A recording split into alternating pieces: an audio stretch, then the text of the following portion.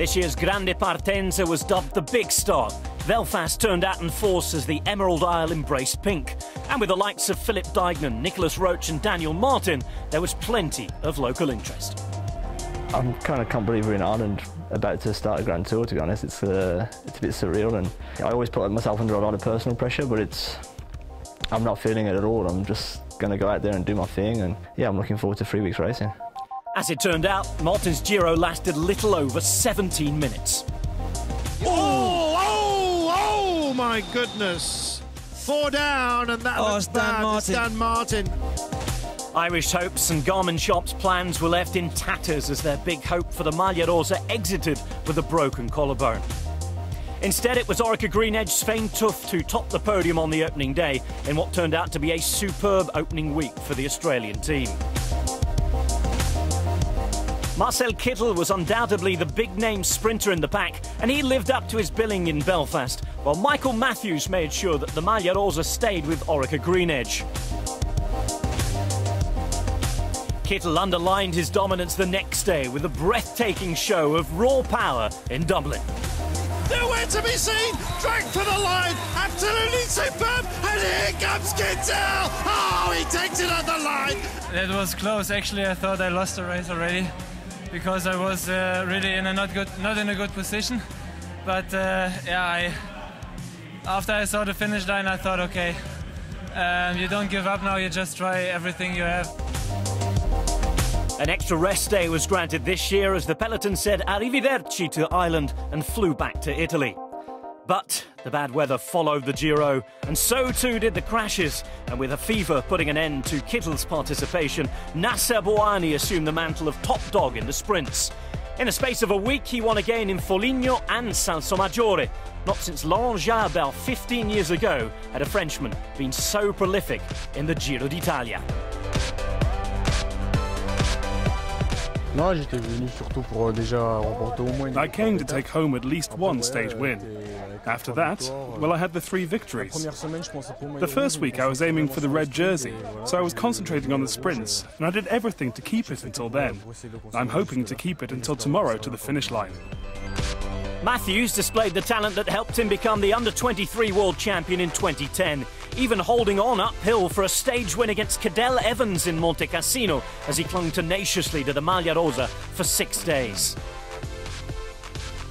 It proved to be a day of controversy as well. Evans' decision to press on in the finale, despite a crash that affected a number of the GC favourites caught up in the melee, wasn't universally praised.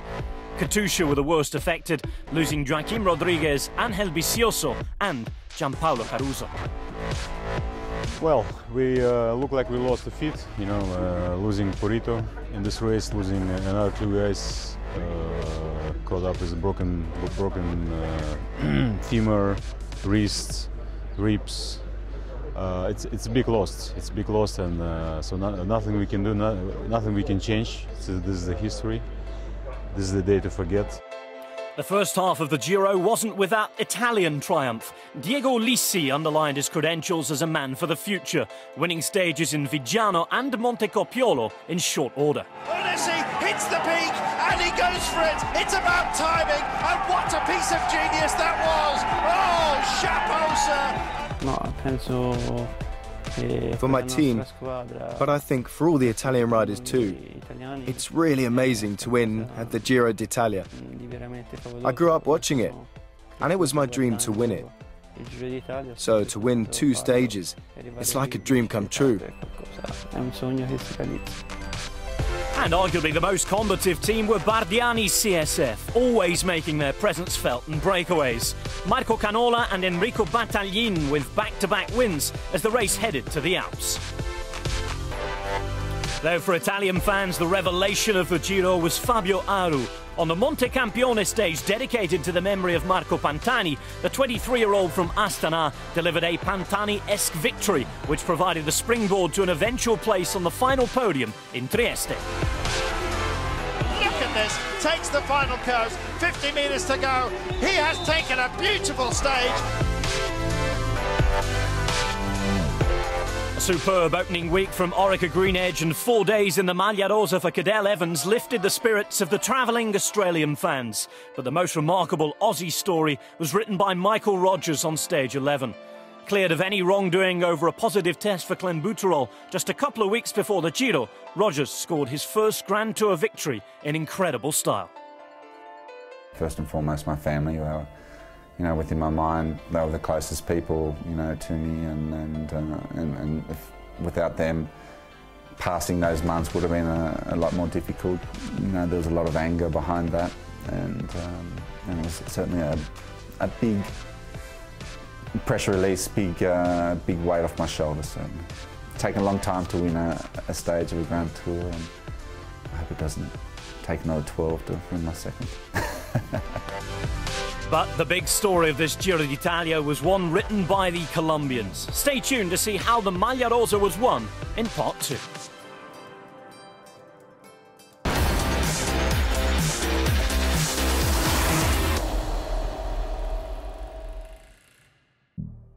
Among the pre-race favourites at the Giro presentation in Belfast, the two young Colombians, Nairo Quintana, last year's Tour de France runner-up, and Rigoberto Urán, last year's Giro runner-up, were being touted as the strongest.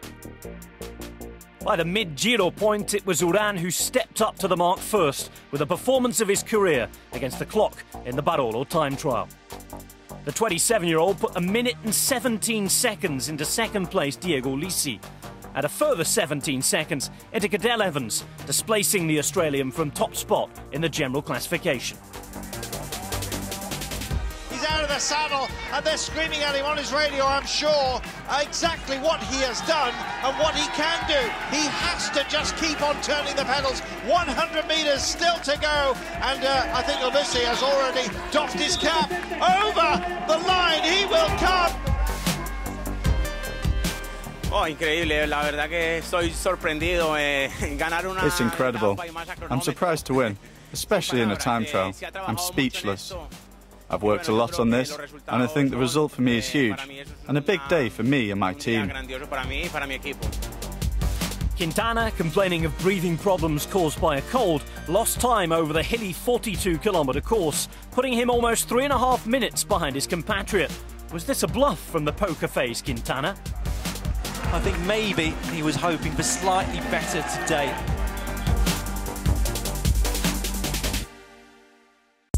But the one man who definitely wasn't afraid to show his hand was Julián Arredondo, another of Colombia's vastly talented young generation. The 25-year-old, in his first season with Trek Factory Racing, set about laying claim to the Mountains jersey from stage 8 onwards. Wow, Arredondo goes on the attack. Once in blue, he would not be dislodged. Further reward coming his way on stage 18 to Rifugio Panarotta. Look at that. He points to the sky. He says the mountains is what it's about. The colour blue is where I am. And the colour blue is what I have got. Increíble, increíble. Ancora incrédulo. Quiero dedicar esta victoria a todo mi equipo. Incredible, incredible. I want to dedicate this victory to all my team.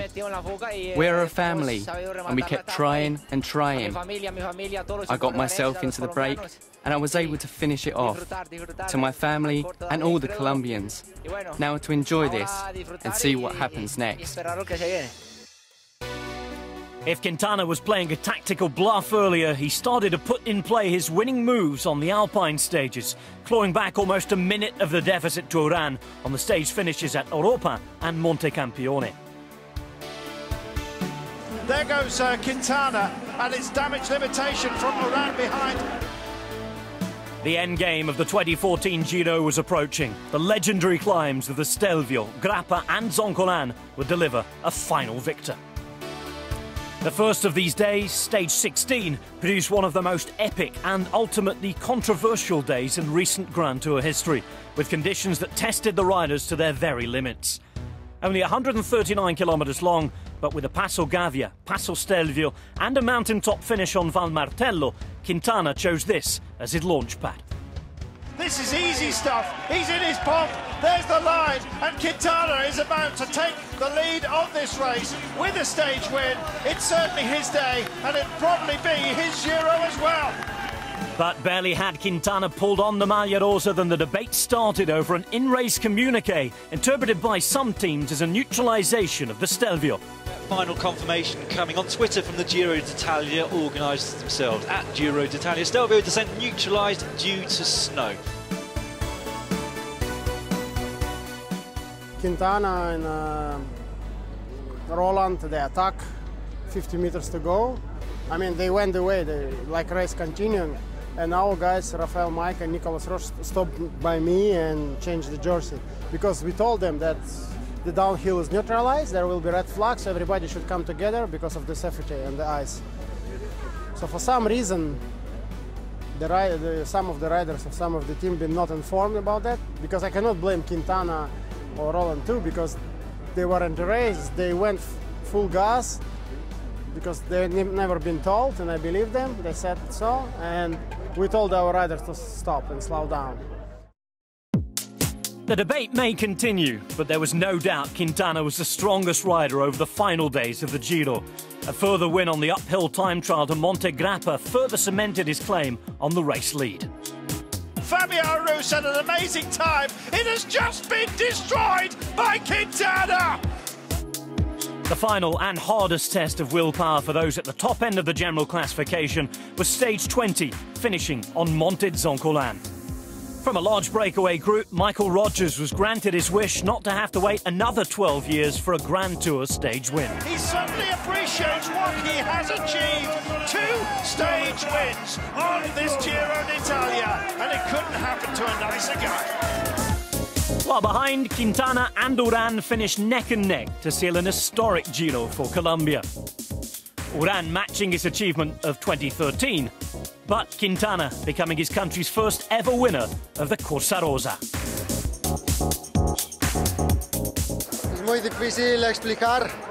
It's hard for me to express. I feel so much joy. It's one of the happiest days of my life. All thanks to my team and my family and all that have helped me to make this dream possible.